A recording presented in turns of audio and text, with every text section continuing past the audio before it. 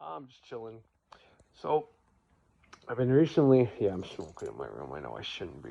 Anyways, recently I've been, I had a dream. I think it's where it came from, but I can't remember for sure. I can't even remember the fucking dream. I haven't been writing in my dream journal all that much either anymore. But, I did when I started. I started doing it when I started, then I stopped for a while, and then I did it like crazy, like to my extremes. And then now I just kind of took a break from that because I'm waking up to go to work and whatever else. Doesn't matter. But anyway, so I had a dream, and I can't remember the dream because I didn't write it in my journal. For the most part, I can only remember my dreams, but I had like multiple dreams within dreams, and all that shit. So, but anyways, this was a few days ago, and since I had that dream, it was telling me to talk about Winning the Devil, Napoleon Hill, and it's just like, okay, I already did that, but there's so much to that book that it's like I could probably keep talking about that. Just talk about it over and over and over and over and over again. I'd never be done, right? I could probably do it forever. It's seriously that deep of a book. I'm telling you. You never read it? Go listen to the fucking audio on fucking YouTube.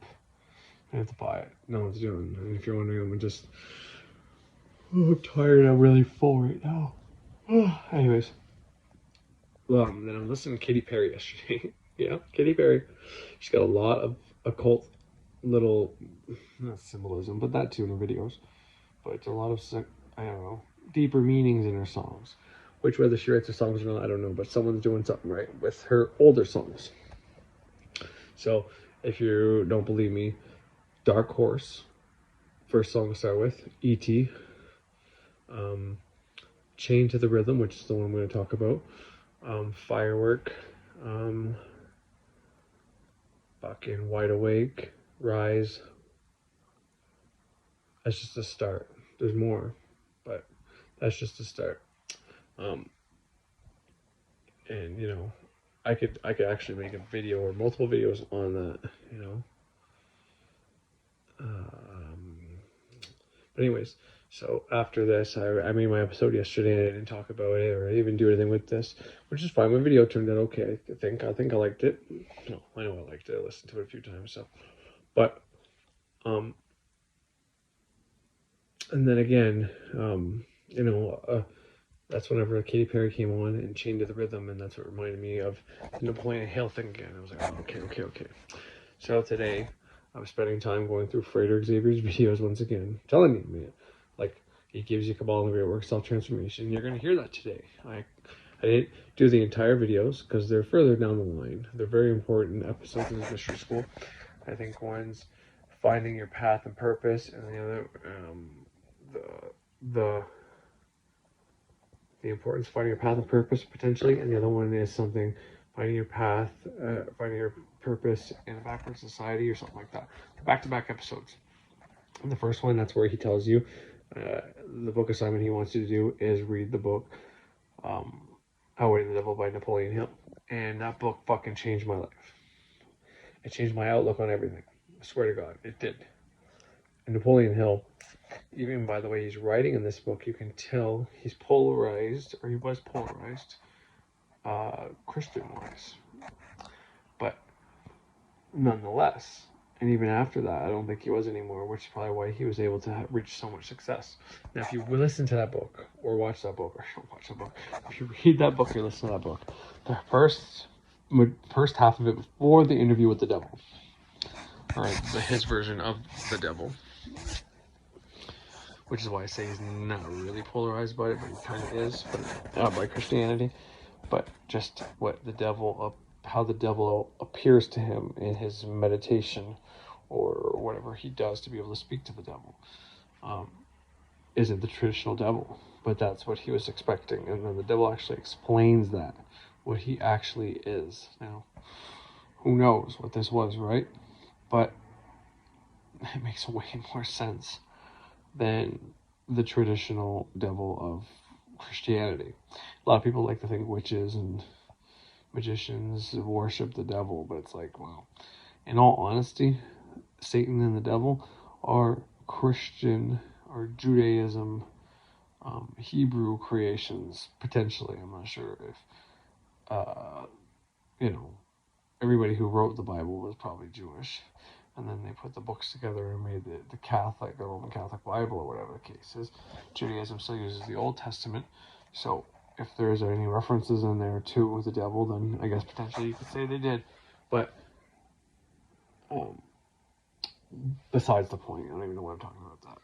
But witches and magical practitioners, magicians, whoever, even if they worship entities that are Satan, or try to speak to satanic entities, because, you know, they've created that entity, so you can talk to it. It's a real thing. Now, whether or not it has the power that they say it does, that's up for debate, but it is a real entity. And just like anything else, you can worship entities. And so the satanic people that worship Satan, nothing against anybody like that, right? Luciferian doctrine is very different, I find, though. But anybody who is actually worshiping Satan as the Christians portrayed him to be, and created that thought form as that, well, these people are so against Christianity that they're worshiping an entity they created, you know. So their God is the devil, and their devil is God, right, in a manner of speaking. Now, I don't believe that, but that's how some people talk about it and say that's what it is. You know, it is as it is. None of that shit matters, okay? I'm not against anybody worshiping Satanists. This doesn't bug me at all. You probably get better results, too. And I got nothing against God of the Bible either. Doesn't bug me one way or another. But, this knowledge, I'm going to play the Frederick Xavier part. I'm going to play them both back to back for you. Okay? And like I said, it's about finding your passion and purpose. And then it's about why drifting off your passion and purpose is not good, especially when Saturn or Satan comes back around, and which is the reason why I started this journey. I think it definitely is part of it, because for Saturn, return is like 29, and that's when all this started for me. And if you haven't done anything and you're not on your passion and purpose by age 40 something, well, then he's going to kick your ass. And then when it comes back around for that midlife crisis or whatever the case is, then, you know, then it's going to be really bad. So, fuck, I'm tired. But point of all this is to say that, and the one thing Frederick Xavier is going to say, he's going to say, this is deeper knowledge that should have been in the book. Okay? But I'll let him say it to you, so you hear it, and you hear the gravity of what he says. But this first initial perception of that is what really changed my thought process about evil, about archons, about inorganic beings, about all this shit. Whether that shit is true or not, okay? I tend to believe that there's evil and there's good. I know that. But I think the evil is what we create. I don't think it's within any other thing or whatever the case is. And if there is evil thought forms around, well, they were created by other humans, which still proves my point that other humans are the problem, not actually the evil entities that may or may not be out there. So yeah, let me just play Freighter's thing, and then I'll have fucking way more to say after that and dive right into it. I'm probably going to do like an hour some video, probably like 30-40 minutes, including the Freighter thing, but, you know, just so, because what I talked about yesterday, I want to elaborate on that. And even more than that, finding my passion and purpose has been like a goal of mine for a while. But right now I've been exploring construction and doing other things, and, you know, for whatever reason. But what I'm doing right now, recording, helping, teaching, something I really enjoy. It's something that, you know, I have trouble going without. So I don't know. I'm not high right now. If you're wondering, I don't smoke weed. My eyes are just chinky because I'm fucking tired of shit. But I'm just wondering. There's a few things Frater says in here about finding your passion and purpose. And one of the things he says, he had to meditate on a point on the wall. And what I gathered from what he said about that was, by doing the meditation, focusing only on a point and exploring all the facets of that point, he was able to figure out his passion and purpose from doing that exercise. And it's not necessarily that the point screams it out to him, it's that he's able to quiet his conscious mind so the subconscious can speak to you, which I've done as well. Which, the closest I get to getting told what my passion or purpose is that it's related to what I'm doing right now. Doing these videos and doing my podcast. But I don't get anything clearer than that I can interpret. So my goal is, as I figure this out for myself, I'm going to teach the methods that I use to figure it out so that you guys can use those same methods and let me know if they work or not for you. And I guess that'll be the point. Let's find our passion and purpose together, because in this time where everybody's focusing on this virus and things are going bad again and the world might shut down and time off and all that might be coming, well, there might be no better time than now for everybody to just start looking and quieting their mind and trying to find their passion and their purpose, so that when things are ready to restart again, that we can all be doing something we love rather than being miserable. You know what I mean? People enjoyed coronavirus time. Some people, because it was a change, they got to stop their daily life. A lot of people didn't want to go back to work, and that's sad that a virus that goes around quote unquote killing people, it's not the virus doing it, but you know what I mean, that there has to be this, this pandemic, let's say, to happen, and for some people just to escape from their life and make them happy, you know what I mean? Tragedy has to happen for other people to be happy. I know, it's fucked up, but if it's inevitable and it's happening anyways, well, I want to use it to our benefit. So every video that I talk about, I may not always talk about specifically finding my passion and purpose, but what I'm going to do is any exercises that I either create or remember or figure out, as I just did with the Frater Xavier thing, I will include it in my videos. Whether it's like whole videos, just me ranting about Thunder Wizard or something, or Ralph, or why this is wrong and why you should do this.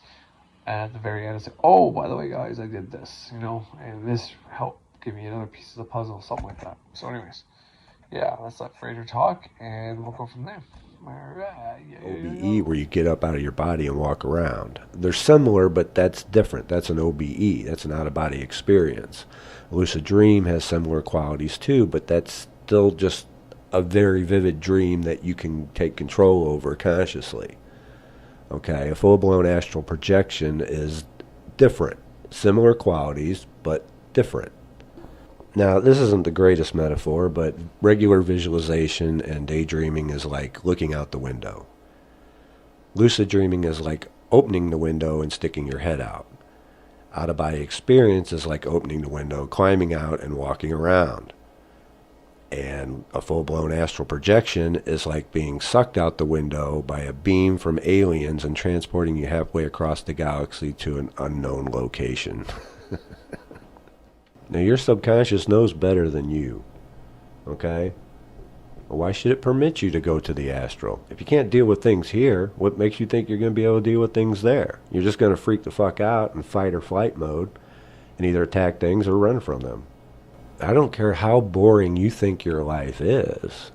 You do have a purpose in this realm. The problem is that you've drifted away from your purpose. See, all the things that people get into the occult for, sex, money, power, none of that stuff makes them happy when they get it, if they're not on their purpose. You have to be on your purpose. If you're drifting, you'll never be happy. There's a lot of rich people that are absolutely miserable. You think that when you get these things they're going to make you happy, and for a brief time they may, but these things in of themselves never create a lasting satisfaction. True happiness comes from finding your passion and purpose in life, and doing that just for the sake of doing it. For some reason people think the occult and ceremonial magic is all going to be Harry Potter fun time. I don't know, does staring at a wall every day for 10 months on a single point and meditating on all the facets of that single point sound like fun to you? Ceremonial magic isn't for everyone. If all you're after is money, then I suggest follow Bob Proctor's teachings. He's going to teach you how to know what you want, focus on it, and go after it. If all you're after is sex, I suggest visiting R.S.D. Tyler's page. He's going to show you that the reason you can't pick up women is because you're not grounded and centered in your own energy. If what you're wanting is to learn how to cast some spells, perhaps Wicca's a little more suited for you. Ceremonial magic is more about self-transformation, with an emphasis on conjuration. So Wicca may be more your style because it's less disciplined. I'm not saying it's worse, I'm just saying it's less disciplined. Because if you start the elemental grades and then quit halfway through, you're going to be in worse shape than when you started. You have to see it through. You have to have the discipline to do it every single day. If you don't think you can do that, then stay away from ceremonial magic. You can still listen to my channel, though. I'll give you some good stuff from time to time. But the thing is you need to find your passion. Whatever it is that you enjoy doing the most, and do that. And that's going to lead you where you want to go. Now, the book assignment I'm going to give you is a book called Outwitting the Devil by Napoleon Hill. He's the author of Think and Grow Rich, that Bob Proctor's always going on about. Now, this book was controversial. It wasn't released until 2011, like 70 years after the guy was gone. And it is one of the most fascinating reads I've ever read. And he's going to explain why it's so important to have a purpose and why drifting leads to failure in life. There's a reason I had to focus on a single point every day for 10 months. See, how are you going to get from point A to point B where you want to go if you don't know what point A your passion is? Everything has a starting point. And speaking of points, we're coming to the end. But before I go, someone else had asked if I was going to provide examples of the rituals that I do. I wish I would have recorded Temple the other night, because I know how you guys really enjoy the weird stuff, but I'm probably not going to do that anytime soon. I will, however, refer you to the book and course that I work from personally. It's called Kabbalah, Magic, and the Great Work of Self-Transformation by Liam Thomas Christopher. And it's a complete course from the neophyte to the portal grade on the length of time needed in each grade. He says 6 months, I say 10, one for each Sephiroth. You're like, 10 months in each grade. You got to have patience with this stuff. I wasn't ready in 6 months in each grade. And I'm a pretty quick learner. I have Moon in Gemini. And also the fact that I had a background in tarot, astrology, and hypnosis before I even got into magic. Because you're going to need to learn those things too. The only other thing I do differently from the book is the lesser banishing ritual of the hexagram. I use the traditional hexagrams and not the unicursal. Oh, and everything I was talking about, the Lover's card, is in the book. My conscious mind had forgotten about it, about reading about it, but my subconscious remembered, and it brought up the information to me and recalled it when I was working on that lesson. I thought I was having some grand, insights into things, but I had already read that somewhere. And I just had totally forgotten about it consciously. But my subconscious recalled every part of that and even elaborated further on it. So yeah, it's kind of like that. But I'm out of time. I'll catch you next time. Got more stuff on the way on my path. But your path is your own. And I'm not talking left or right hand paths here. I'm talking about your own individual purpose and path. Now, if I'm able to help you along your path, and, great. If you feel the need to thank me, that's cool. But don't praise me, because I'm not worthy. I'm simply not worthy. I'm just a human being, same as you. The only reason that I may have a better perspective of the occult and these things is simply I've devoted more time to it. I've had a lot more time. It's almost full time for me. And as such, I'm just merely trying to save you time in understanding these things.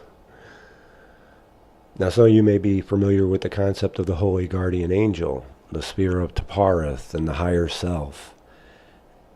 And when you come into contact with that, it's going to tell you the same thing, for you to follow your passion and your purpose in life, in your own path. And the sooner you find your purpose and path, the better off you're going to be. Because around 42, when Saturn and Uranus swing around to oppose themselves natally, you're going to get a kick in the butt if you're not on your path. Now, this is the cause of the midlife crisis. Why do you think I'm all of a sudden compelled to do these videos? Almost every single planet in my chart has a correspondence to the occult and higher learning. 2 planets in Scorpio, 3 in Sagittarius. So as much as I'd like to spend all my time on the occult and studying and practicing, I have to begin teaching as well and passing on what I know, because that's just simply part of my path. I can't get around that. I've tried.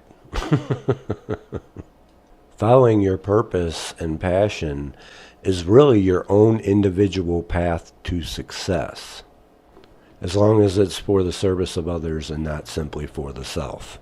So doing it just for the sake of doing it eliminates those lust for results that we had talked about previously is the surest way to keep your magic from happening.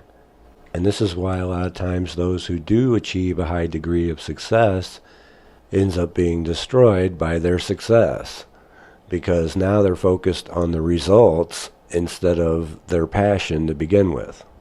Guns N' Roses is a great example of this. Before success, I heard that they walked like 100 miles just to make a gig with very, very few people because they didn't want to disappoint their fans. After success, a fan takes a picture of Axl Rose and he flips out, walks off stage mid-concert and causes a riot. Why is it that Slash has enjoyed a very successful career after Guns N' Roses, while Axl Rose takes over a decade to make a single album and it's not even really that good? Musical taste subjective. What is the single biggest offer you've had to put it all behind you and get back on a stage together? Well, I've heard a lot of numbers. What's the most ridiculous? I've never been, handed a specific offer, but it's in the 7 figures, 8 figures. I'd say it starts off with 7 figures, and then sometimes it starts to get, even more grandiose than that. Is there any check that would tempt you?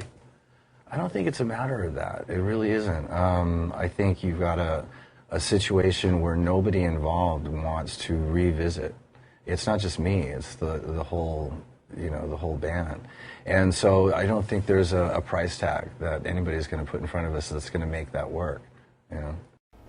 See, it's not about the money for him. It's not about the results. It's about the passion of playing music and doing what he loves to do that gets him the results. In this backward society, we've all been trained to focus on the results. And it's not about that. It's not about that at all. They get us to focus on what we want out of life instead of just focusing on life itself. Don't focus on the fruit, focus on the tree, and the fruit will naturally come. If you focus solely on the fruit and neglect the tree will surely die and the fruit will never come. Well, hopefully you began reading Outwitting the Devil by Napoleon Hill. And all the links I give are relevant, even if you think they're not. R.S.D. Tyler's page. Picking up women probably isn't your thing, or it may be, but you should watch his videos regardless, because it's going to show you how somebody on their path and purpose operates. It may not be your path, but you can learn a lot from somebody who is on their path. Birch Tree's Witch School page. Really old school witch. I'm not Wiccan per se, but that doesn't mean I can't learn a lot from this guy. He's doing what he loves to do. He knows his correspondences, his specialty is brewing. In fact, I recommend that you get your oils and supplies from him if possible, because he takes these things into account. So you should watch his videos. He really knows his shit. Okay? But back to the book, Outwitting the Devil. Now, I don't know if Napoleon Hill actually had a conversation with quote-unquote the devil, but there were things in the book that really stood out to me. The most probably being when quote-unquote the devil told Napoleon Hill that he was the negative half of the atom. The most probably being when quote-unquote the devil told Napoleon Hill that he was the negative half of the atom. The most probably being when quote-unquote the devil told Napoleon Hill that he was the negative half of the atom. Now, this is deeper knowledge that should not have been in the book. I want you to think of the implications of that. Okay? Because that would mean that duality is built into the very atomic structure of all things. And then you wonder why I focus and stress the importance of duality and polarity so much, like a broken record. And you hear, religious people saying, God is everywhere, God's in everything. Well, yeah, so is the darkness. And previously when I talked about how your environment can react to you, I want you to ponder that for a bit. But you really need to read the book, because we're going to be getting into a lot of that deeper stuff later. But don't freak out. Oh my God, there's knocks on the walls in response to my thoughts, and the environment's reacting to me. Oh shit. The deeper mysteries can literally drive you insane if you don't know how to handle them. So don't trip on it, otherwise you're just going to drive yourself nuts and won't be able to sleep. We will be covering all of that in due time, but for now, find your purpose and your path and simply focus on that. And I will see you next time. Take care. In as many different ways. Admitted this truth in a dozen or more different ways. Why do you tantalize me by repeating the question? There is power in repetition. I'm forcing you to repeat the highlights of your confession in as many different ways as possible, so your victims may check this interview and determine its soundness by their own experiences with you. That is one of my little tricks. Do you approve of my method? You couldn't be setting a trap for me for the purpose of doing some more boasting, could you? I am asking the questions and you are doing the answering. Go ahead now and confess why you are powerless to stop me from forcing this confession from you. I want your confession for aid and comfort to victims of yours whom I intend to release from your control the moment they read your confession. I am powerless to influence or control you, because you have found the secret approach to my kingdom. You know that I exist only in the minds of people who have fears. You know that I control only the drifters who neglect to use their own minds. You know that my hell is here on earth, and not in the world that comes after death. And you know also that drifters supply all the fire I use in my hell. You know that I am a principle or form of energy which expresses the negative side of matter and energy, and that I am not a person with a forked tongue and a spiked tail. You have become my master because you have mastered all your fears. Lastly, you know that you can release all of my earthbound victims whom you contact, and this definite knowledge is the blow with which you will deal me the greatest damage.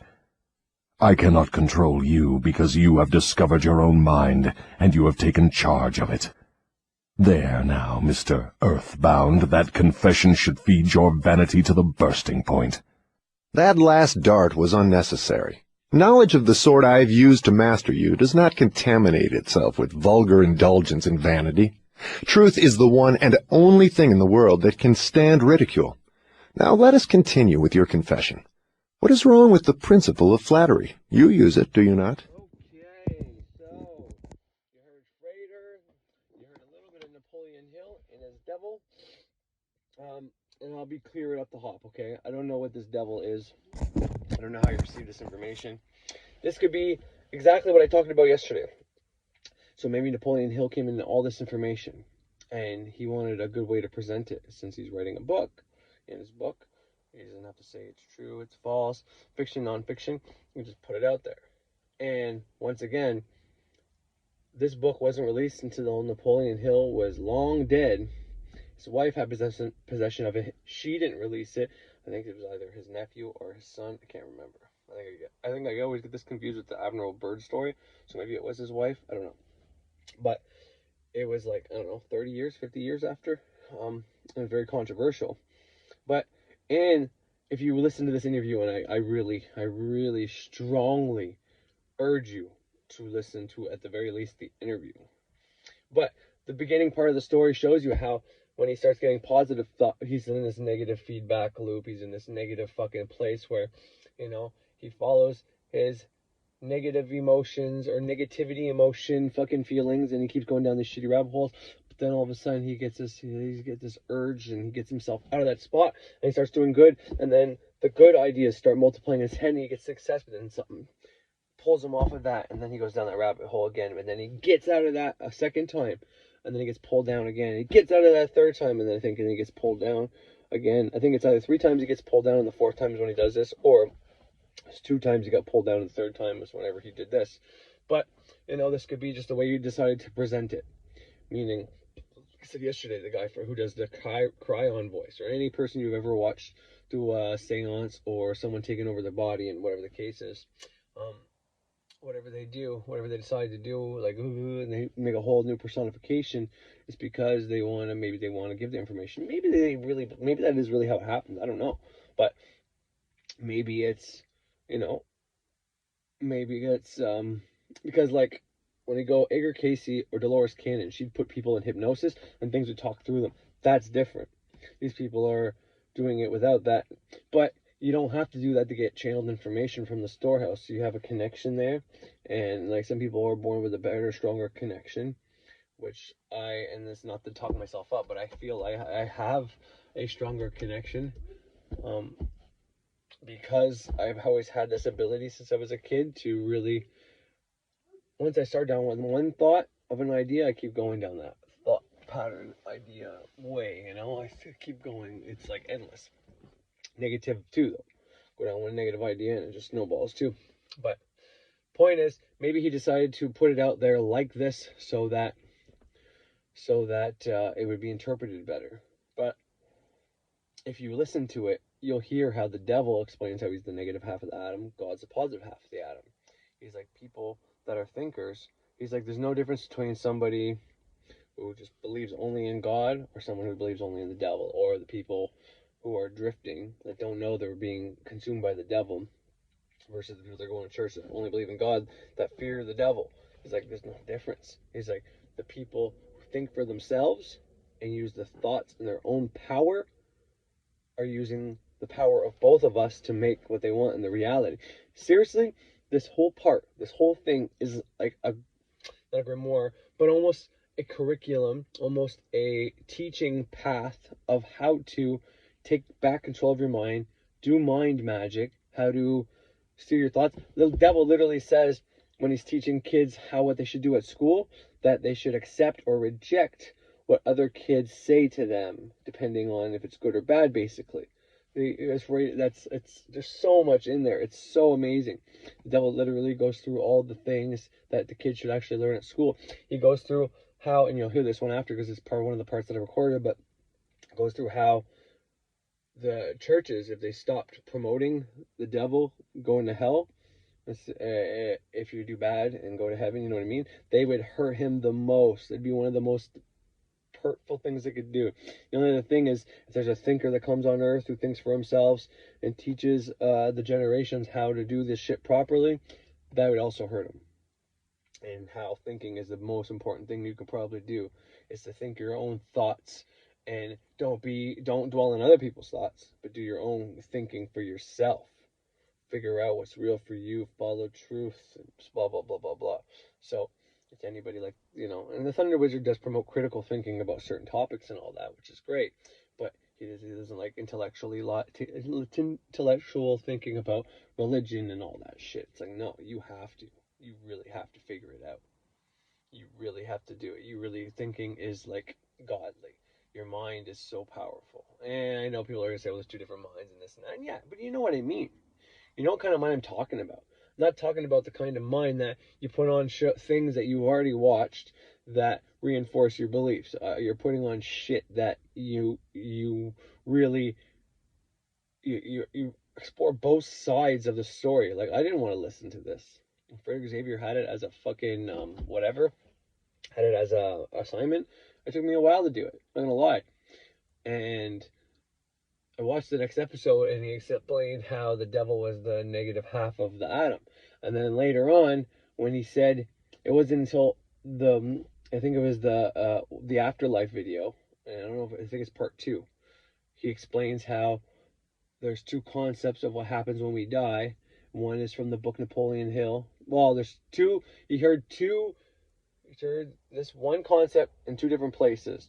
And one spot was in the Napoleon Hill book, where the devil explains he's the negative half of the atom, and everybody who dies if they're in fear when they die, he absorbs them. If you die without fear, the love energy absorbs you, which makes sense. But there's only two. Scientists said there's only two emotions: love and fear. So, and then there's somewhere else that explains it like that, and it's like the negative half, the devil, half of the atom is like this cancer, um, this cancer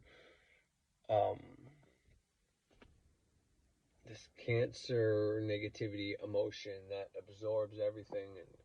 And anyways, and it's like the old Egyptian thing. Whenever the Egyptians died, they weighed their heart against a feather, and if you had a heavy heart, you got absorbed by, it was like this, I don't know if it was hippopotamus or dragon or whatever, but that was the evil god who absorbed you, or you went to the good side to get absorbed. So, but that's when I'm like, holy fuck, I gotta read that book. And then it blew me away. I'm not gonna lie, I didn't read it. I fucking listened to it. Well, I'll be honest, I read a lot, but I didn't read that book. I listened to it. It took me quite a while too, because I fall asleep during it, but pieced it all together. So I got 2 parts I'm gonna play here for you. But before I do that, I want to talk about Frederick Xavier's shit he said. So finding your path and purpose, and he talked about drifting, and that's why he talked about drifting, because it's in the book. When you start to drift, you can use Napoleon Hill's way. It's the devil tricking you to get you off your path and purpose. And, I think I have some recent examples of that happening in my life. When me and my wife's shit all hit the fucking fan, that put me in fear pretty hard. Took me off my path. Took me off being depolarized. Now, I don't necessarily think that was a bad thing. I think I was going in a different direction. And that might have been pulling me on to my purpose. Because what happened as a result of that was I was working at the last job I was working at, which I wasn't too happy working at, rotating shifts. And the job was great. The people were great. But the days, afternoons, nights thing was killing me, And as a result of it, my wife wouldn't see me that much because of my shift work. And then on top of that, when I came home, I wanted time to do my own thing. So even whenever she was supposed to see me, she felt that I should give her all my time, which is not wrong. I should have wanted to too, to a certain degree. And it started fighting. So by that hardship, it made me a little more polarized in my marriage, which it needs to be, because Saturn is still in that house, even though he's trying to promote balance in all things. But it got me out of that job into this new line where I'm working days and I'm learning about at least construction outside work. That's kind of what I like to do. I want to do that. I don't want to be stuck inside all the time and then come home and be stuck inside. If all winter long I'm outside working, and all summer long I'm outside working, I mean, I'm outside. You know what I mean? I'm loving life if I'm outside. So, so that's all good in the hood. So it brought me to that point. And there's been a lot of little things I've thought about quite a few earlier. Nothing's coming to my head right now, but I've thought of quite a few earlier of these little things that would put me on my path, take me off my path, and certain things like, maybe I don't know, I'm supposed to be a healer or not, or anything like that. I said before, I'm not against the idea that I have my ancestors here helping heal people, not necessarily me, but because they're my ancestors that come through me, and maybe my daughters, but like, after Sandy had her cancer, all right, she got healed from the cancer was to never come back again, and all that. It was amazing. Everything worked out, right? Never any cancer again. Like, she had to have a little small part of the cyst removed. It was cancer, then it was no longer cancerous, which was amazing, but they removed it just in case. But because of removing that was the extra thing, we didn't have to. We could have just said, oh no, she got no cancer, so we're good now. But we had it removed, and because of that, she wasn't supposed to have kids. So, anyways, maybe that kind of healing thing, that miracle that happened, was supposed to wake me up. Who knows? Maybe. Maybe it's supposed to wake both of us up. Who knows? It didn't. Kept working. Then all of a sudden, I have a fucking kid. My wife gets pregnant. I mean, I was supposed to get a vasectomy. I missed my appointment. They only rescheduled for a year. There's so many little things, right? And then we ended up having another kid when I wasn't even supposed to. When they said if she got pregnant by some miracle, she wouldn't carry full term. And not only did she get pregnant, she carried full fucking term. My baby's healthy. So, and then that's what started my path. So, who knows? Things lead you to the right spot. Once you're there, like I said, I was looking at all this fear-based shit and I had to get off it. But anyways, once you know about drifting and, whether the devil uses fear to keep you off your path, the way to master this devil, this negative half, this negativity, right? People want you to be in love and light, and that's a great philosophy if it was attainable, but it's not attainable. But what is attainable is if you can master your fears. If you can look your fears in the face and fucking master it and get some kind of control over it. Whereas, obviously someone's pointing a gun at you, you're still going to be kind of scared. But if you understand that those circumstances are something that you can control within your mind. He says it, everything starts in the mind, because Napoleon Hill even asked the devil at one point, what's more important, the thoughts or the actions? He says, well, thought precedes action, action follows thoughts, so they're both equally important. Sometimes you do one and the other one comes, it's a cycle. Not one is more important than the other, they're both necessary, right? Anyways, and he talks about how thoughts and emotion plus action, and it makes your desire and your will, it's how you, seriously, it really explains magic. There's parts in there about how bad smoking is for you too, because smoking leads you to drinking and a few other things and all that, which I smoke, but I don't drink. I don't smoke pot. I don't do anything else. It's kind of like a type of crutch that, I may not be doing opiates anymore, but at least I do this for the time being just to stay away from other things. But anyways, so I'll play the next Napoleon Hill thing for you right now. But, Frater's got some really, what you heard Frater said, I don't know if I have to really go over it or not, but, which is hard now because I'm not really thinking of it, but, in the second part he went over, it started off with the whole astral travel and all that, and then how to do something for the love of money. If you're doing something for the money, if you're trying to find your passion and purpose, but money is clouding you, and you're doing it for the money and not for just doing it for the passion because you're excited to do it, well, that will bring you to failure. But if you start doing your passion or purpose regardless of the money, just doing it because you want to do it, well, then the money will come as a byproduct. And that's something that, well, I don't think a lot of people understand, and I don't even think I understand it completely, but it's something I'm actively going to keep trying to understand in better clarity.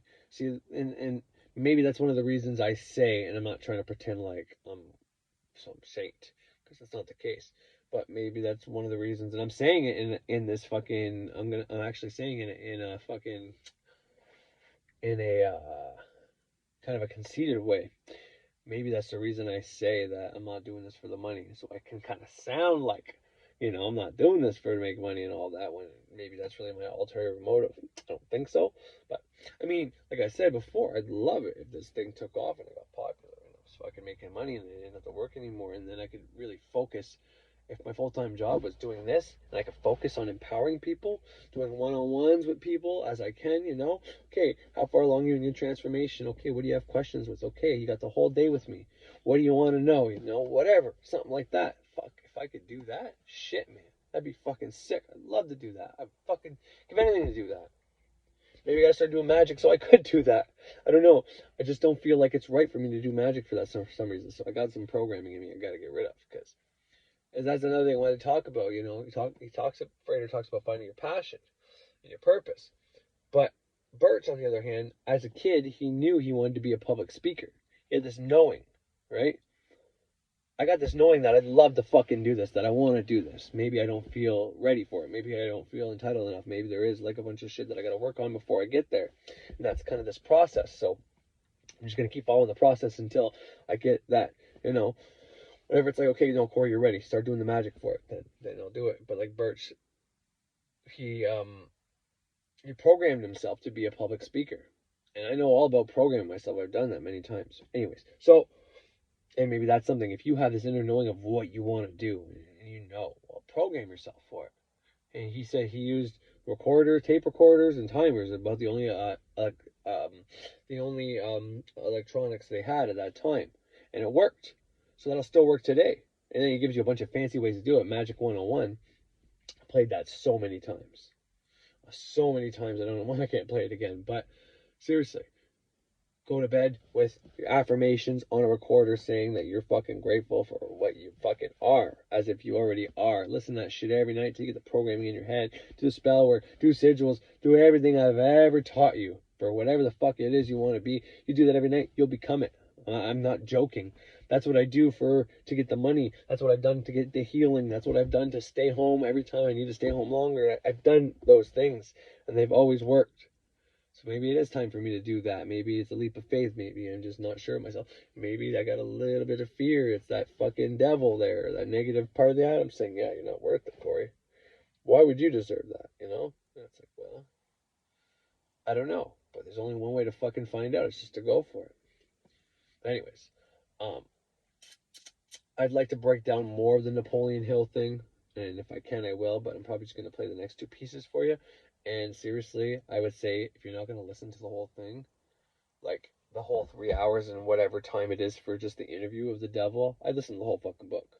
But a must is to listen to the interview with the devil. And I'm telling you, now break it up. Don't do it all at once if you can't. Do half an hour, half an hour, half an hour, half an hour, half an hour, half an hour if you have to. Or an hour. I think it's 3 hours and 42 minutes for the whole interview. But I'm telling you, depending on where you are in your spirituality, whether you're a beginner, you're going to find some fucking crazy shit in there. If you're a medium adept, you're going to find some crazy shit in there that's going to fucking dumbfound you. Like, this is probably, like, I don't even know, like, the 30th time. If you look at my podcast, man, I've went over this stuff again and again. I played it on my podcast. I played clips of it. I've talked about it so many times. And I got some more understandings from it today. And I think one of my last podcasts was, first time I listened to Napoleon Hill, I thought I was stuck in hypnotic rhythm, which is what nature does, which means if you can master hypnotic rhythm, it's basically programming yourself. Hypnotic rhythm means if you dwell on certain thoughts, well, if you do that for too long of time, nature takes over, and that becomes your programming, and it's almost irreversible. And that's the only thing you can reverse it by is if you have this really strong will to fucking say, fuck it. I'm done with living this life. I'm not taking this anymore. There's got to be a better way. Somehow that can break you out of it. But for the most part, when someone's in there, they're too deep. And that doesn't work for the devil. But you can use it to your benefit by focusing on what you want all the time. You turn that into the hypnotic, the hypnotic rhythm, and it will also propel you to new heights. So I mean, there's so much in this. It's so fucking important, and it's up to you. It's your transformation. It's your fucking life. It's you that wants to transform. But I'm telling you, if you're polarized, if you think there's other entities out there, you think there's bad and good in the spiritual battle, you need to listen to this. Okay? And this might reinforce it in your head that, holy fuck, the devil is the negative half of all the fucking atoms, blah, blah, blah, blah, blah. And that's fine. Go with that. But if you listen to the whole thing, you find out how to beat it. You find out how to become on top of it. You find out how to become the master of that. It's by mastering your fears. But listen to it. Don't take my fucking word for it. Fucking listen to it. I swear to God. I don't know how to fucking emphasize it anymore because I know the majority of the people are not going to listen to it. I know that already. But, Jesus. Seriously. Don't listen to it. Whatever. It's going to be your fucking COVID fucking funeral. That's just my attempt to try to get you to fucking listen to it. And that's dirty. I shouldn't do shit like that. But seriously. You want to fucking master your mind. You want to master magic. You want to master spells. You want to master healing. Anything. If you listen to this, there's so many helpful advices in there. And not to mention that if you don't understand it now, it's fine. You'll come to understanding later. You'll listen to it again and again and again. I guarantee you. It's just too... Especially if you have Christian programming, hearing the devil talk and saying, I'm not a fucking being. There's no such thing as hell, but I'm a real thing.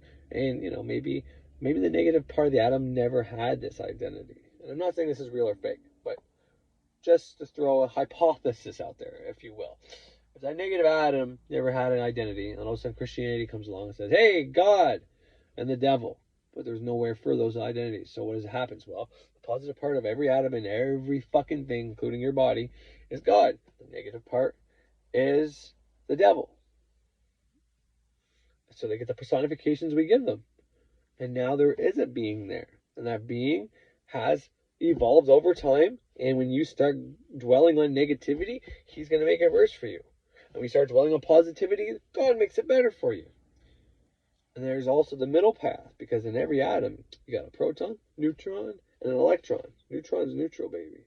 So for everybody saying the middle path, you shouldn't be in the middle, blah, blah, blah, that's bullshit. That's bullshit, because the proton and the neutron are always together. The electron's on the outside, trying to find a way in.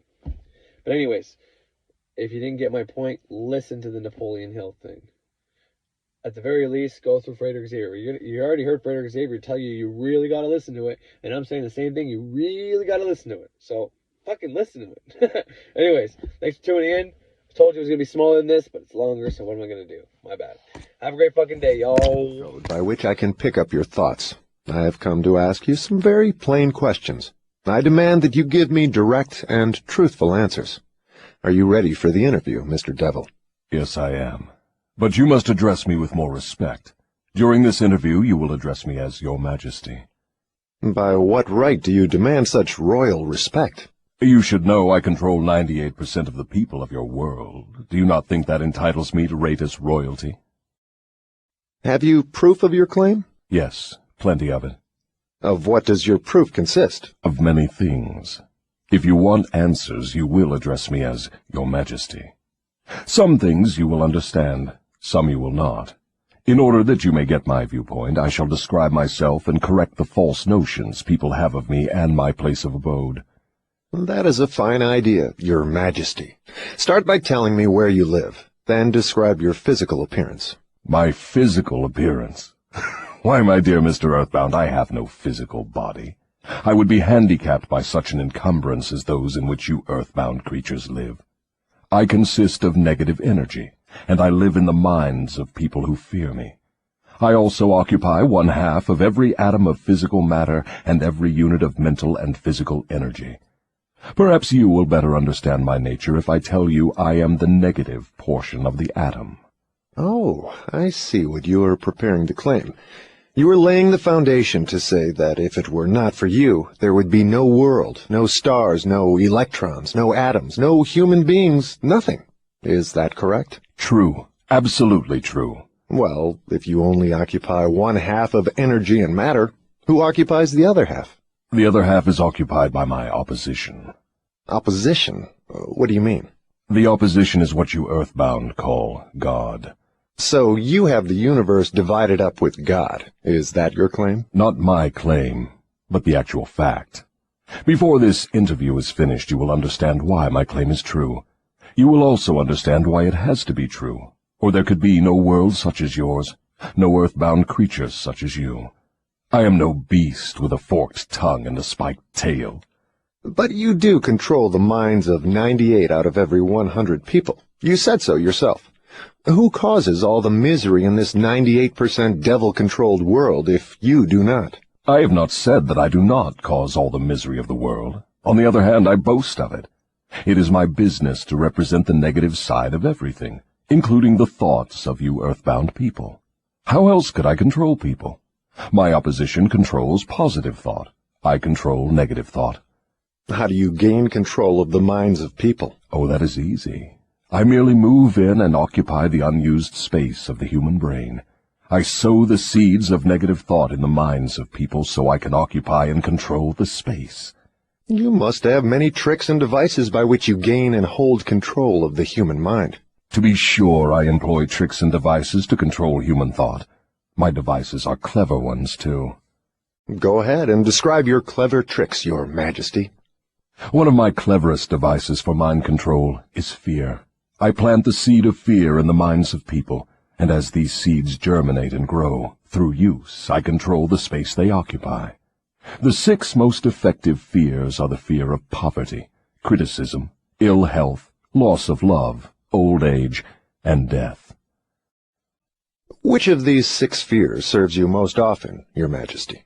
The first and the last, poverty and death.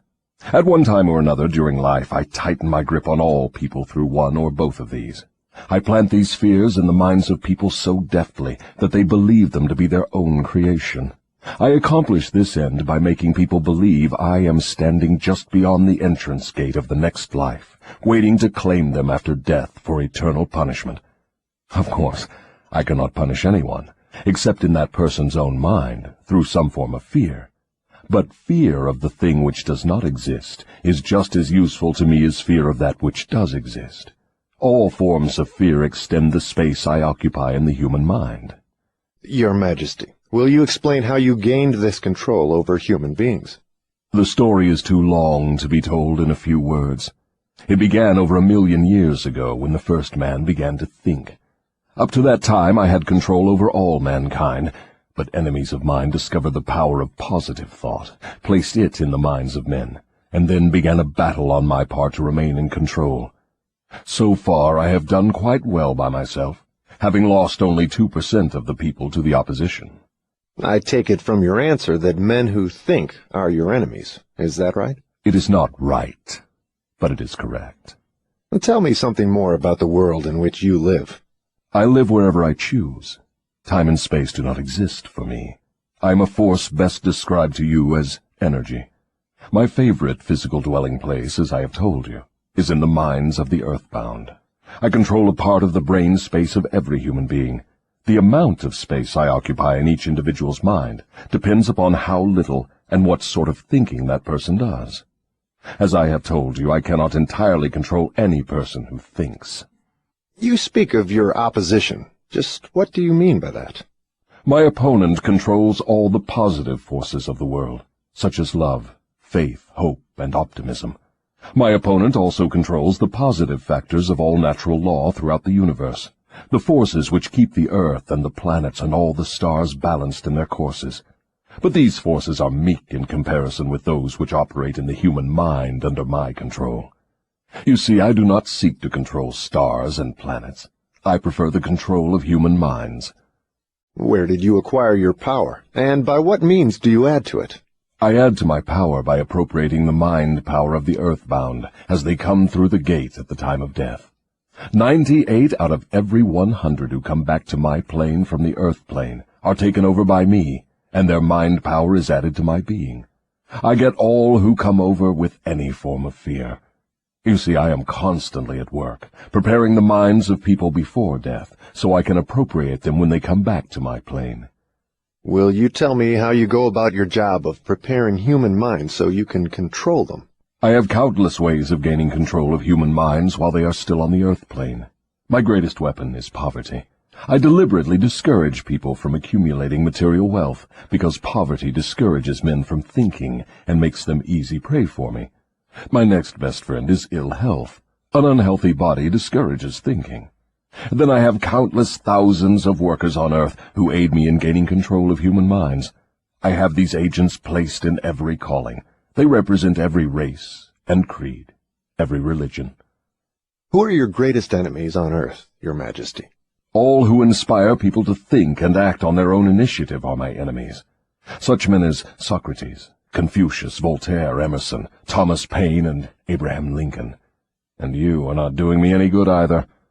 Is it true that you use men who have great wealth?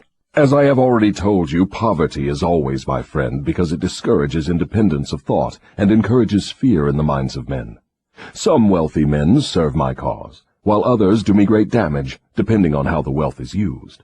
The great Rockefeller fortune, for example, is one of my worst enemies. That is interesting, Your Majesty. Will you tell me why you fear the Rockefeller fortune more than others? The Rockefeller money is being used to isolate and conquer diseases of the physical body in all parts of the world.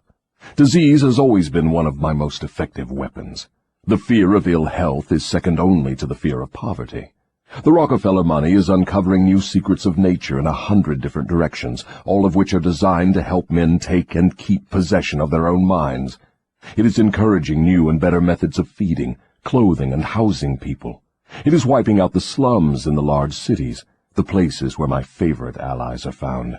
It is financing campaigns for better government and helping to wipe out dishonesty in politics. It is helping to set higher standards in business practice and encouraging businessmen to conduct business by the golden rule, and that is not doing my cause any good. What about these boys and girls who are said to be on the road to hell? Are you in control of them? Well, I can answer that question only with yes and no. I have corrupted the minds of the young by teaching them to drink and smoke, but they have me baffled through their tendency to think for themselves. You say you have corrupted the minds of the young people with liquor and cigarettes.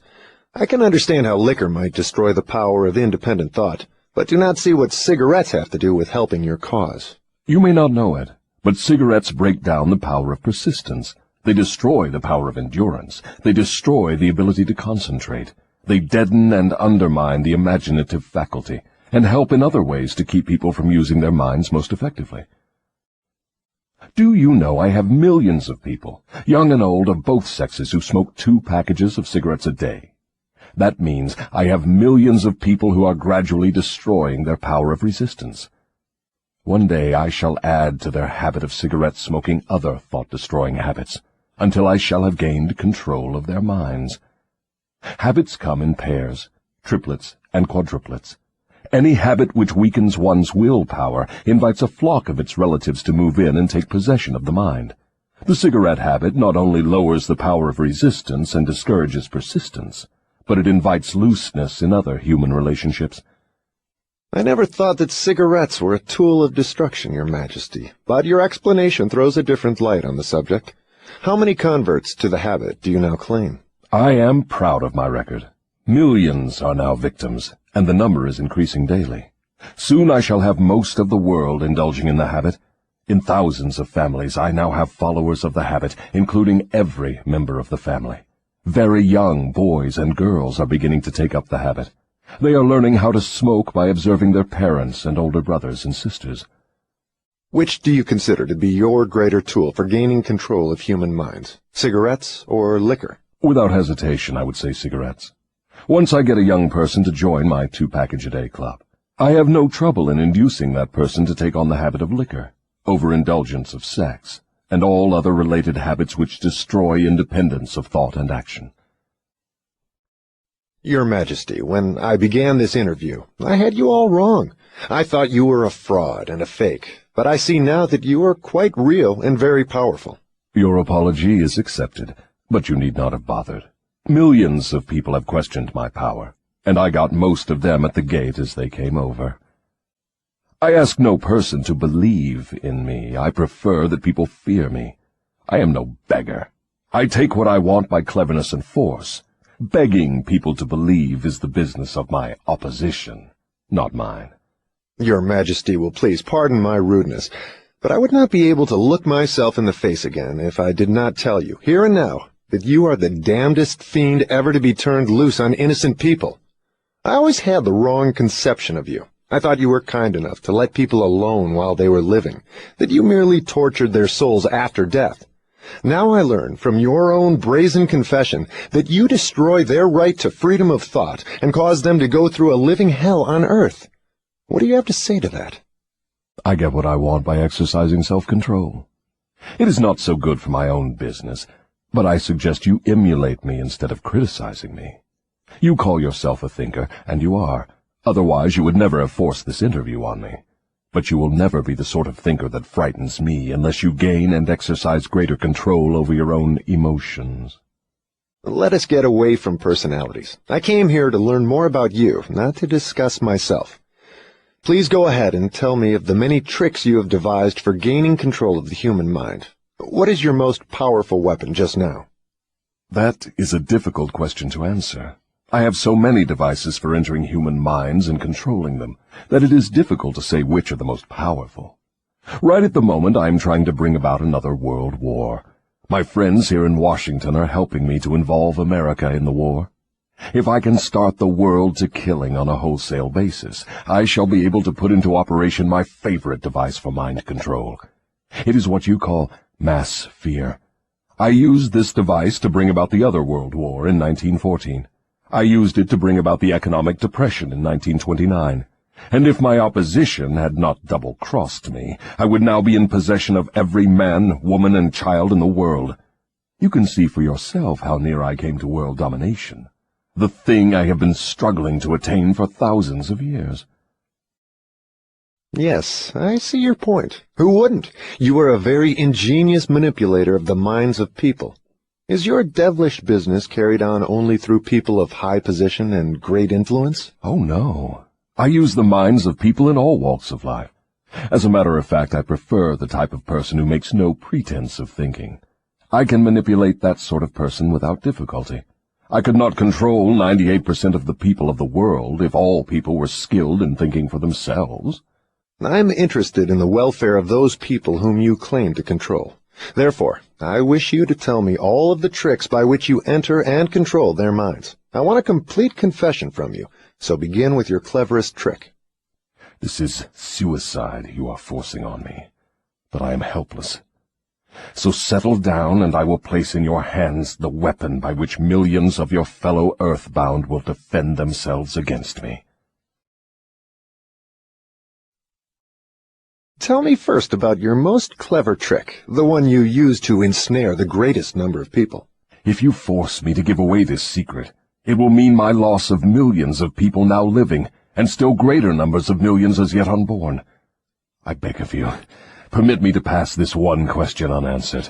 So His Majesty the Devil fears a mere humble earthbound creature? Is that right? It is not right, but it is true. You have no right to rob me of my most necessary tool of trade. For millions of years I have dominated earthbound creatures through fear and ignorance. Now you come along and would destroy my use of these weapons by forcing me to tell how I use them. Do you not realize that you will break my grip on every person who heeds this confession you are forcing from me? Have you no mercy? Have you no sense of humor? Have you no sportsmanship? Stop stalling and start confessing. Who are you to ask mercy of one whom you would destroy if you could? Who are you to talk of sportsmanship and a sense of humor? You, who by your own confession have set up a living hell on earth, where you punish innocent people through their fears and ignorance. As for minding my own business, that is just what I'm doing when I force you to tell how you control people through their own minds. My business, if it can be called a business, is helping to unlock the doors of the self-made prisons in which men and women are confined because of the fears you have planted in their minds. My greatest weapon over human beings consists of two secret principles by which I gain control of their minds. I will speak first of the principle of habit, through which I silently enter the minds of people. By operating through this principle, I establish, I wish I could avoid using this word, the habit of drifting. When a person begins to drift on any subject, he is headed straight toward the gates of what you earthbound call hell. Describe all the ways in which you induce people to drift. Define the word and tell us exactly what you mean by it.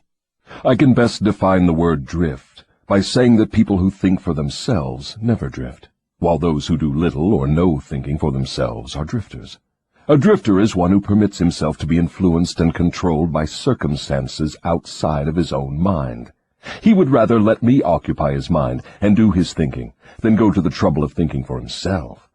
A drifter is one who accepts whatever life throws in his way without making a protest or putting up a fight. He doesn't know what he wants from life and spends all of his time getting just that. A drifter has lots of opinions, but they are not his own. Most of them are supplied by me. A drifter is one who is too lazy mentally to use his own brain. That is the reason I can take control of people's thinking and plant my own ideas in their minds. I think I understand what a drifter is. Tell me the exact habits of people by which you induce them to drift through life. Start by telling me when and how you first gained control of a person's mind. My control over the mind of a human being is obtained while the person is young. Sometimes I lay the foundation for my control of a mind before the owner of it is born, by manipulating the minds of that person's parents. Sometimes I go further back than this, and prepare people for my control through what you earthbound call physical heredity. You see, therefore, I have two approaches to the mind of a person. Yes. Go on, and describe these two doors by which you enter and control the minds of human beings. As I have stated, I help to bring people into your world with weak brains by giving to them before birth as many as possible of the weaknesses of their ancestors. You call this principle physical heredity. After people are born, I make use of what you earthbound call environment as a means of controlling them. This is where the principle of habit enters. The mind is nothing more than the sum total of one's habits. One by one, I enter the mind and establish habits, which lead finally to my absolute domination of the mind. Opposition is the thing that keeps some people from drifting, providing they do not yield people out of their wits. People who give over their minds. What use individuals to help you gain control over others? I want to know something of the most effective way you use hypnotic rhythm. Oh, that is easy. The thing I like best is to fill the minds of people with fear. Once I fill one's mind with fear, I have little trouble causing him to drift until I have entangled him in the web of hypnotic rhythm. What human fear best serves your purpose? The fear of death. Why is the fear of death your favorite weapon? Because no one knows, and by the very nature of the laws of the universe, no one can prove definitely what happens after death. This uncertainty frightens people out of their wits. People who give over their minds to fear, any sort of fear, neglect to use their minds and begin to drift. Eventually they drift into the whirlpool of hypnotic rhythm, from which they may never escape. Then you do not mind what religious leaders think or say of you when they speak of death? Not as long as they say something. If the churches should stop talking about me, my cause would receive a severe setback. Every attack made against me fixes the fear of me in the minds of all who are influenced by it. You see, opposition is the thing that keeps some people from drifting, providing they do not yield to it. Since you claim the churches help instead of hindering your cause, tell me what would give you cause to worry. My only worry is that someday a real thinker may appear on Earth. What would happen if a thinker did appear? You ask me what would happen. I'll tell you what would happen. People would learn the greatest of all truths, that the time they spend in fearing something would, if reversed, give them all they want in the material world and save them from me after death. Isn't that worth thinking about? What is keeping such a thinker from appearing in the world? Fear of criticism. It may interest you to know that the fear of criticism is the only effective weapon I have with which to whip you. If you were not afraid to publish this confession after you wring it from me, I would lose my earthly kingdom. And if I did surprise you and publish it, how long would it be until you lost your kingdom? Just long enough for one generation of children to grow into understanding. You cannot take the adults from me. I have them too securely sewed up. But if you published this confession, it would be sufficient to keep me from gaining control of the yet unborn and those who have not yet reached the age of reason. You wouldn't dare publish what I have told you about the religious leaders. They would crucify you. I thought the savage practice of crucifixion went out of style 2,000 years ago. I don't mean crucifixion on a cross. I mean social and financial crucifixion. Your income would be shut off. You would become a social outcast. Religious leaders and their followers alike would treat you with scorn. Suppose I should choose to throw in my lot with the select few who make a pretense of using their own minds rather than fear the masses who do not, the masses of whom you claim 98%. If you have courage enough to do this, you will crimp my style. Why do you lay claim to no scientist? Don't you like scientists? Oh, yes. I like all people well enough, but true scientists are out of my reach. Why? Because they think for themselves and spend their time studying natural laws. They deal with cause and effect. They deal with facts wherever they find them. But do not make the mistake of believing scientists have no religion. They have a very definite religion. What is their religion? The religion of truth. The religion of natural law. If the world ever produces an accurate thinker with ability to fathom the deeply buried secret of life and death, you can be sure that science will be responsible for the catastrophe. Catastrophe to whom? To me, of course. Let's get back to the subject of hypnotic rhythm. I want to know more about it. Is it something like the principle through which people can hypnotize one another? It is precisely the same thing. I have already told you so. Why do you repeat your questions? That is an old worldly custom of mine, Your Majesty. For your enlightenment, I will tell you, I am forcing you to repeat many of your statements for the sake of emphasis. I'm also trying to see if I can catch you in a lie. Don't dodge the issue. Get back to hypnotic rhythm and tell me all you know about it. Am I a victim of it? Not now, but you barely missed falling into my web. You drifted toward the whirlpool of hypnotic rhythm until you discovered how to force me into making this confession. Then I lost control of you. How interesting. You are not trying to recapture me through flattery, are you? That would be the best bribe I could offer you. It is the bribe I used on you effectively before you got the upper hand of me. With what did you flatter me? With many things. Chief among them sex and the desire for self-expression. What effect did your bribes have on me? They caused you to neglect your major purpose in life and started you to drifting. Was that all you did to me through your bribes? That was plenty. But I am back on the track and out of your reach now, am I not? Yes, you are temporarily out of my reach because you are not drifting. What broke your spell over me and released me from the habit of drifting? My answer may humiliate you. Do you want to hear it? Go ahead and give it to me, Your Majesty. I wish to learn how much truth I can stand. When you found a great love in the woman of your choice, I lost my grip on you. So you are going to accuse me of hiding behind a woman's skirts, are you? No, not hiding. I wouldn't put it that way. I would say you have learned how to give yourself a solid background with the embellishment of a woman's mind. The woman's skirt has nothing to do with it, then? No, but her brain does. When you and your wife began to combine your two brains through your habit of master-minding every day, you stumbled upon the secret power with which you forced me into this confession. Is that the truth, or are you trying to flatter me again? I could flatter you if I had you alone, but I cannot flatter you while you have the use of your wife's mind. I'm beginning to catch on to something important. I'm beginning to understand what was meant by the writer of that passage in the Bible, which says substantially, "When two or more meet together and ask for anything in my name, it shall be granted." It is true, then, that two minds are better than one. It is not only true, it is necessary before anyone can continuously contact the great storehouse of infinite intelligence, wherein is stored all that is, all that ever was, and all that can ever be. Is there such a storehouse? If there had not been, you would not, could not, now be humiliating me with this silly forced confession. Isn't it dangerous to give this sort of information to the world? Sure, it is dangerous to me. If I were you, I would not give it out. Let us get back now to the technique through which you fasten on your victims the habit of drifting. What is the very first step a drifter must take to break the habit? A burning desire to break it. You, of course, know that no one can be hypnotized by another person without his willingness to be hypnotized. Neither can nature place one under the spell of hypnotic rhythm without his willingness to be hypnotized.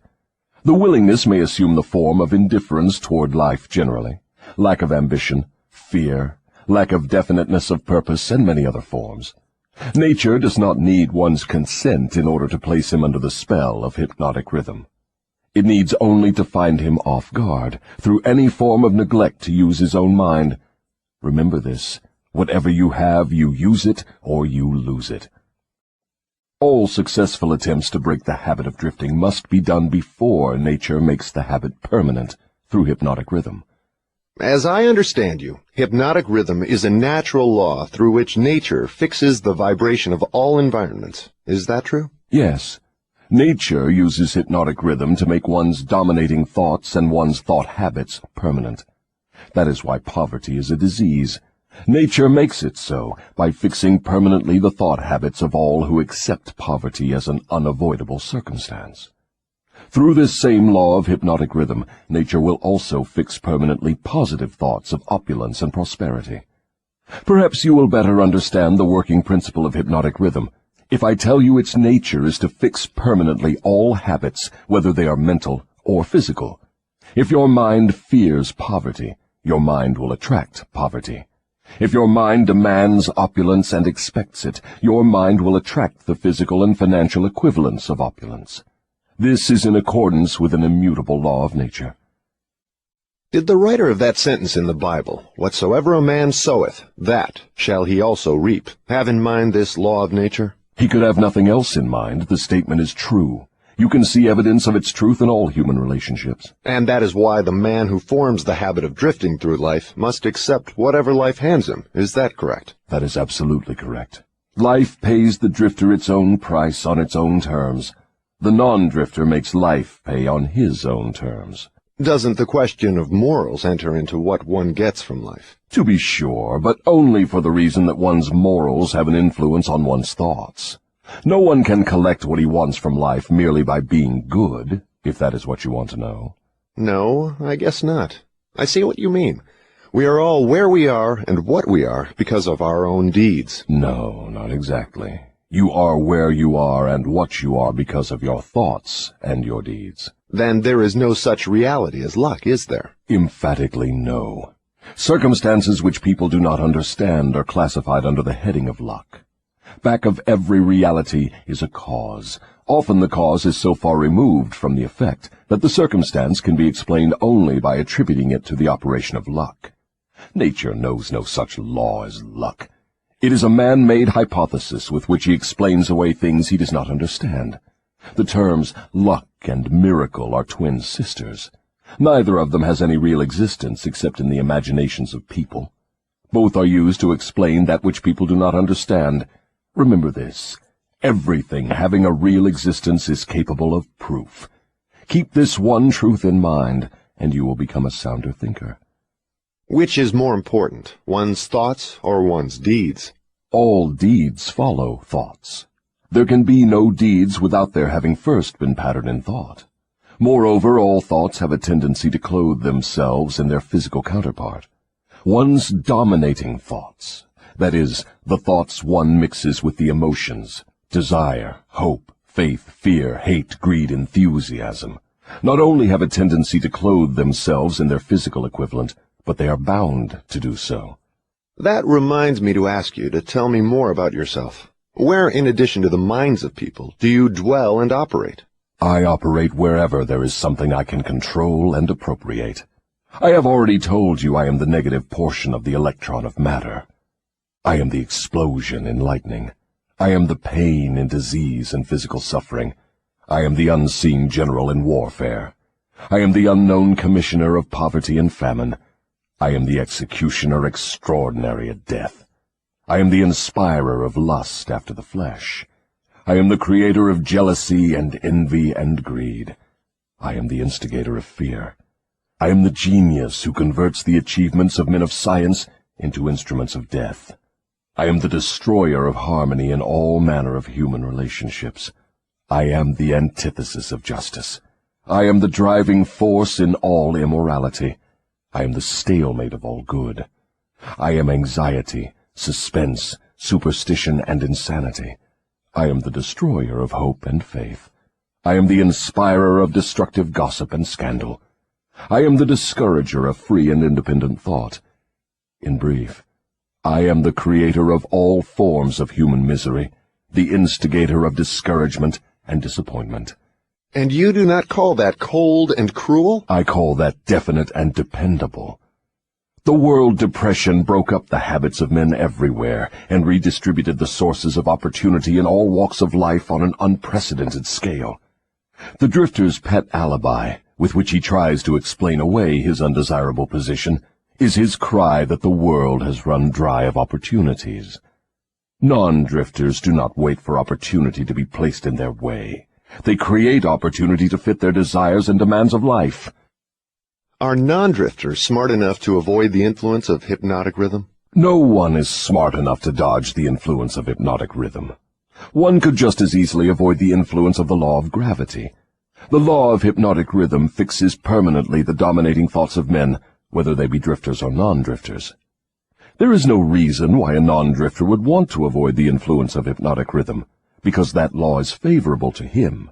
It helps him convert his dominating aims, plans, and purposes into their physical replicas. It fixes his habits of thought and makes them permanent. Only the drifter would wish to dodge the influence of hypnotic rhythm. For the better portion of my adult life, I've been a drifter. How did I manage to escape being swept into the whirlpool of hypnotic rhythm? You haven't escaped. The major portion of your dominating thoughts and desires since you reached adulthood has been a well-defined, definite desire to understand all the potentialities of the mind. You may have drifted on thoughts of lesser importance, but you did not drift in connection with this desire. Because you did not drift, you are now recording a document which gives you exactly what your dominating thoughts demanded of life. Why doesn't your opposition use hypnotic rhythm to make permanent one's higher thoughts and nobler deeds? Why does your opposition permit you to use this stupendous force as a means of entangling people in a web of evil, spun by their own thoughts and deeds? Why does your opposition not outwit you by binding people with thoughts which build and lift them above your influence? The law of hypnotic rhythm is available to all who will use it. I make use of it more effectively than does my opposition, because I offer people more attractive bribes to think my sort of thoughts and indulge in my sort of deeds. In other words, you control people by making negative thinking and destructive deeds pleasing to them. Is that correct? That is the idea exactly. I've often wondered why your opposition, what we earthbound call God, does not annihilate you. Can you tell me why? Because the power is as much mine as his. It is as available to me as to him. That is what I have been trying to get over to you. The highest power in the universe can be used for constructive purposes, through what you call God, or it can be used for negative purposes, through what you call the devil.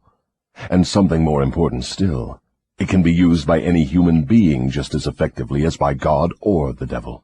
You make a far-reaching claim. Can you prove your claim? Yes, but it would be better if you proved it for yourself. The devil's word is not worth much among your earthbound sinners. Neither is God's word.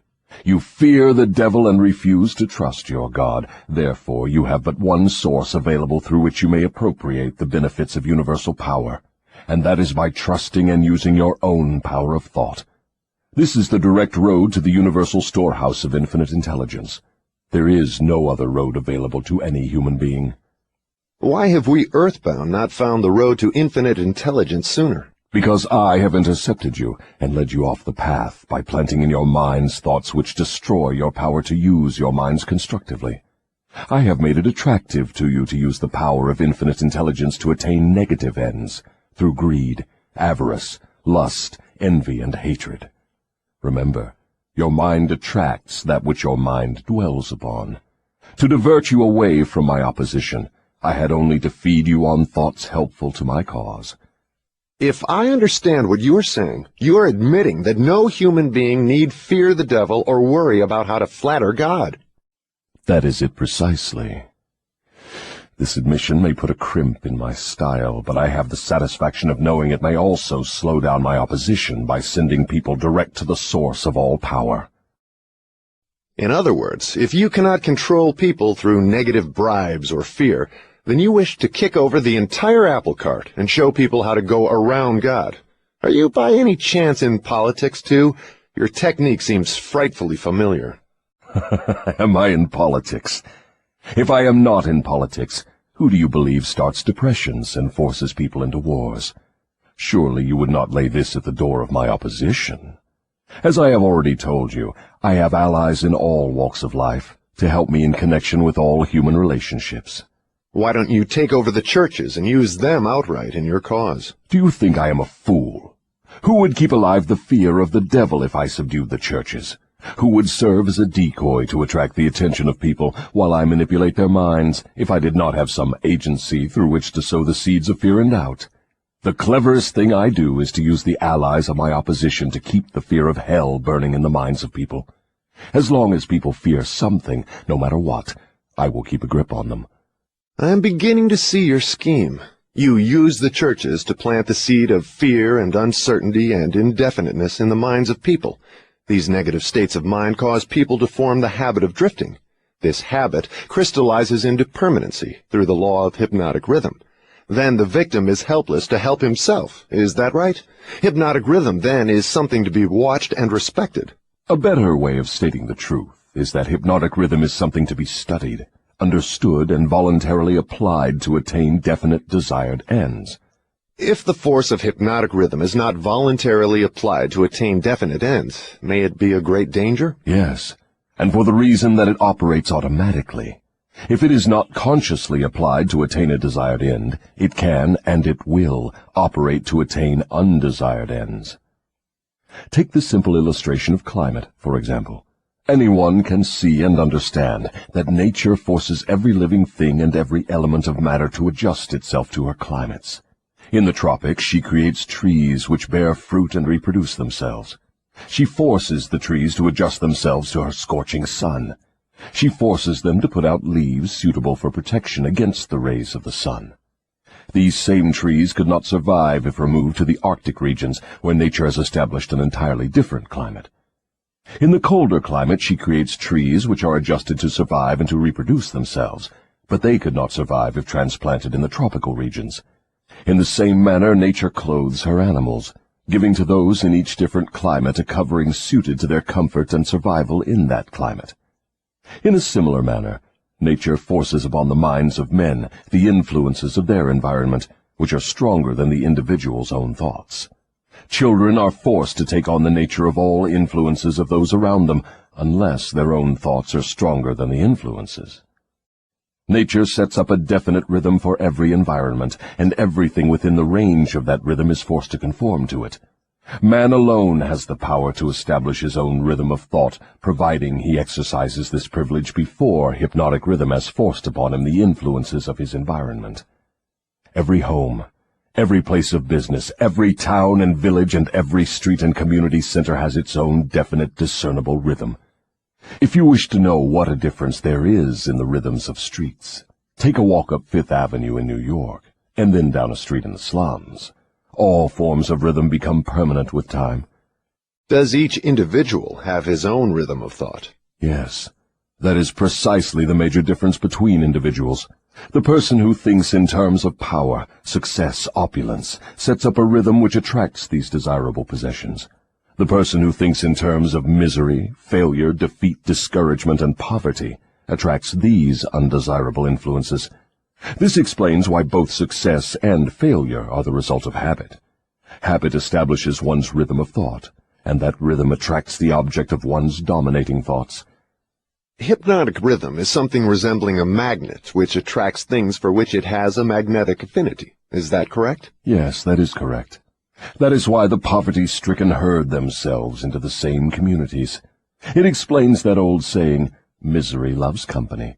It also explains why people who begin to succeed in any undertaking find that success multiplies with less effort as time goes on. All successful people use hypnotic rhythm, either consciously or unconsciously, by expecting and demanding success. The demand becomes a habit, hypnotic rhythm takes over the habit, and the law of harmonious attraction translates it into its physical equivalent.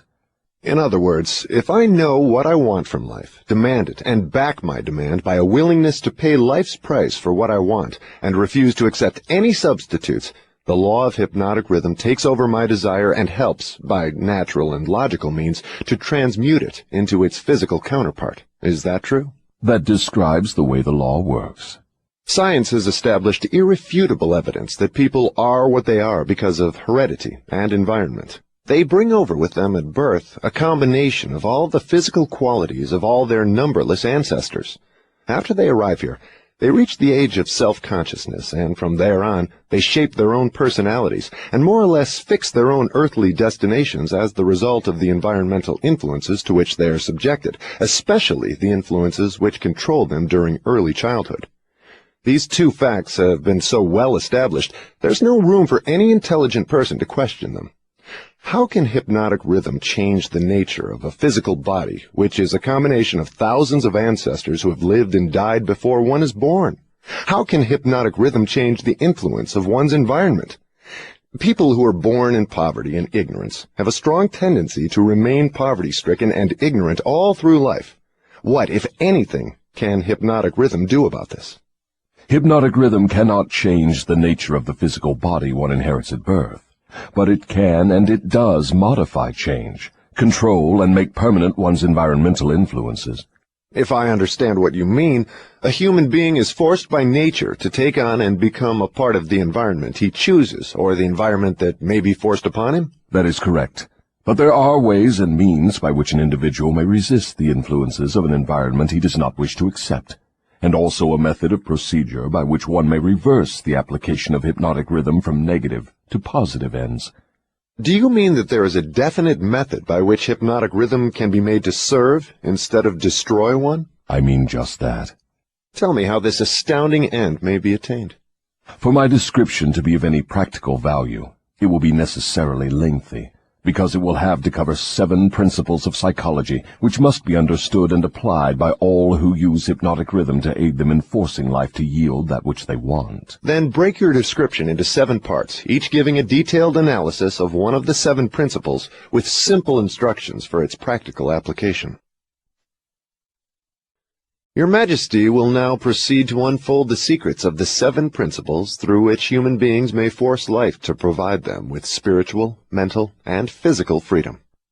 Do not be sparing in your description of these principles. I want a complete illustration of how the principles may be used by anyone who chooses to use them. Tell us all you know about the principle of definiteness of purpose. If you go through with this mad idea of publishing my confession, you will open the gates of hell and turn loose all the precious souls I have collected back down through the ages. You will deprive me of souls yet unborn. You will release from my bondage millions now living. Stop, I beg of you. Open up. Let's hear what you have to say about the principle of definiteness of purpose. You are pouring water on the fires of hell, but the responsibility is yours, not mine. I may as well tell you that any human being who can be definite in his aims and plans can make life hand over whatever is wanted. That is a broad claim, Your Majesty. Do you wish to tone it down a bit? Tone it down? No, I wish to tone it up. When you hear what I now have to say, you will understand why the principle of definiteness is so important. My opposition uses a clever little trick to cheat me of my control over people. The opposition knows that definiteness of purpose closes the door of one's mind so tightly against me that I cannot break through unless I can induce one to form the habit of drifting. Why doesn't your opposition give your secret to all people by telling them to avoid you through definiteness of purpose? You have already admitted that 2 out of every 100 people belong to your opposition. Because I am more clever than my opposition. I draw people away from definiteness with my promises. You see, I control more people than my opposition because I am a better salesman and a better showman. I attract people by feeding them liberally of the thought habits in which they like to indulge. Is definiteness of purpose something with which one must be born, or may it be acquired? Everyone, as I have told you before, is born with the privilege of being definite, but 98 out of every 100 people lose this privilege by sleeping on it. The privilege of definiteness can be maintained only by adopting it as a policy by which one is guided in all the affairs of life. Oh, I see. One takes advantage of the principle of definiteness, just as one may build a strong physical body, through constant, systematic use. Is that it? You have stated the truth clearly and accurately. Now I think we are getting somewhere, Your Majesty. We have at long last found the starting point from which all who become self-determining in life must take off. We have discovered from your astounding confession that your greatest asset is man's lack of caution, which enables you to lead him into the jungle of indefiniteness through simple bribes. We have learned, beyond the question of doubt, that anyone who adopts definiteness of purpose as a policy and uses it in all of his daily experiences cannot be induced to form the habit of drifting. Without the aid of the drifting habit, you are powerless to attract people through promises. Is this correct? I couldn't have stated the truth more clearly myself. Go ahead now and describe how people neglect their privilege of being free and self-determining through indefiniteness and drifting. I have already made brief reference to this principle, but I will now go into more minute details as to how the principle works. I shall have to begin at the time of birth. When a child is born, it brings with it nothing but a physical body representing the evolutionary results of millions of years of ancestry. This confession of yours will disillusion millions of people whose only hope for salvation is in their churches. Isn't that a cruel thing to do to them? Wouldn't most people be better off living in the bliss of ignorance than to know the truth about you? What do you mean by the term salvation? From what are people being saved? The only form of enduring salvation that is worth a green fig to any human being is that which comes from recognition of the power of his own mind. Ignorance and fear are the only enemies from which men need salvation. You seem to hold nothing sacred. You are wrong. I hold sacred the one thing which is my master, the one thing I fear. What is that? The power of independent thought backed by definiteness of purpose. Then you do not have many people to fear. Only 2 out of every 100, to be exact. I control all others. Let's give the churches a rest and get back to the public schools. Your confession has shown clearly that you thrive and perpetuate yourself from one generation to another by the clever trick of too many people. How to use those minds from here and now as hopelessly subjects. That proves how to be definite about anything. Practical affairs of life, or use of facts. This cramming system centers the attention of students on the accumulation of credits, but overlooks the important question of how to use knowledge in the practical affairs of life. This system turns out graduates whose names are inscribed upon parchment certificates, but whose minds are empty of self-determination. The school system got off to a bad start at the beginning. The schools began as institutions of higher learning, operated entirely for the select few whose wealth and family entitled them to education. Thus, the entire school system was evolved by beginning at the top and working back down to the bottom. It is no wonder the system neglects to teach children the importance of definiteness of purpose, when the system itself has literally evolved through indefiniteness. What would correct this weakness of the public school system? Let's not complain of the weakness of the system unless we are prepared to offer a practical remedy with which it can be corrected. In other words, while we are discussing the importance of definiteness of plan and purpose, let us take our own medicine and be definite. Why don't you lay off the schools and churches and save yourself plenty of trouble? Don't you know that you are poking your nose into the affairs of the 2 forces that control the world? Suppose you do show up the schools and the churches as being weak and inadequate for the needs of human beings. What then? With what are you going to replace these 2 institutions? Stop trying to evade my questions by the old trick of asking a counter-question. I do not propose to replace the schools and churches, but I do propose to find out, if I can, how these organized forces can be modified so that they will serve people instead of keeping them in ignorance. Go ahead now and give me a detailed catalog of all the changes in the public school system which would improve it. So you want the entire catalog, do you? Do you want the suggested changes in the order of their importance? Describe the changes needed, just as they come to you. You are forcing me to commit an act of treason against myself. But here it is. Reverse the present system by giving children the privilege of leading in their schoolwork instead of following orthodox rules designed only to impart abstract knowledge. Let instructors serve as students, and let the students serve as instructors. As far as possible, organize all schoolwork into definite methods through which the student can learn by doing, and direct the classwork so that every student engages in some form of practical labor connected with the daily problems of life. Ideas are the beginning of all human achievement. Teach all students how to recognize practical ideas that may be of benefit in helping them acquire whatever they demand of life. Teach the students how to budget and use time. And above all, teach the truth that time is the greatest asset available to human beings, and the cheapest. Teach the student the basic motives by which all people are influenced, and show how to use these motives in acquiring the necessities and the luxuries of life. Teach children what to eat, how much to eat, and what is the relationship between proper eating and sound health. Teach children the true nature and function of the emotion of sex. And above all, teach them that it can be transmuted into a driving force capable of lifting one to great heights of achievement. Teach children to be definite in all things, beginning with the choice of a definite major purpose in life. Teach children the nature of and possibilities for good and evil in the principle of habit, using as illustrations with which to dramatize the subject the everyday experiences of children and adults. Teach children how habits become fixed through the laws of hypnotic rhythm, and influence them to adopt, while in the lower grades, habits that will lead to independent thought. Teach children the difference between temporary defeat and failure, and show them how to search for the seed of an equivalent advantage which comes with every circumstance of defeat.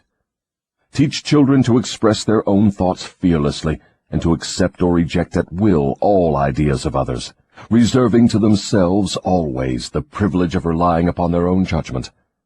Teach children to reach decisions promptly and to change them, if at all, slowly and with reluctance, and never without a definite reason. Teach children that the human brain is the instrument with which one receives from the great storehouse of nature the energy which is specialized into definite thoughts, that the brain does not think, but serves as an instrument for the interpretation of stimuli which cause thought.